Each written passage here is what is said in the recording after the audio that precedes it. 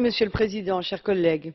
Le président Juncker, dans son discours du 14 septembre 2016 sur l'état de l'Union, a déclaré sur le corps européen de solidarité: les jeunes de toute l'Union pourront proposer leur aide là où elle sera le plus utile pour répondre aux situations de crise. Je crois que cette affirmation est un aveu d'échec de la part de cette Union européenne qui, depuis sa création, n'a eu de cesse de parler de solidarité que pour mieux l'abolir. Comment pouvez-vous sérieusement, au fil de votre texte, vanter la solidarité de l'Union alors même que la concurrence sauvage qu'elle a imposée a dévasté des milliers de PME, mis au chômage des millions d'Européens et a servi plusieurs États membres au diktat économique et budgétaire de Bruxelles?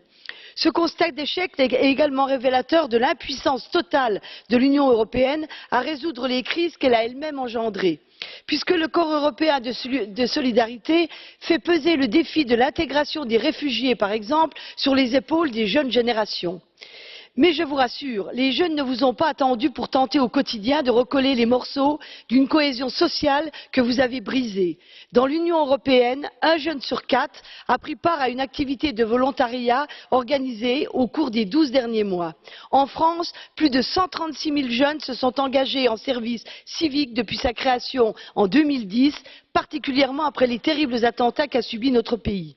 Chers collègues, vous invoquez le mot solidarité comme on convoque un esprit d'outre-tombe. Retournez donc dans les campagnes et provinces de vos pays respectifs, vous y verrez que la solidarité entre voisins, entre concitoyens, n'a pas attendu les grands humanismes de l'UE pour œuvrer et combler les défaillances dont fait preuve Bruxelles depuis trop longtemps. Je vous remercie.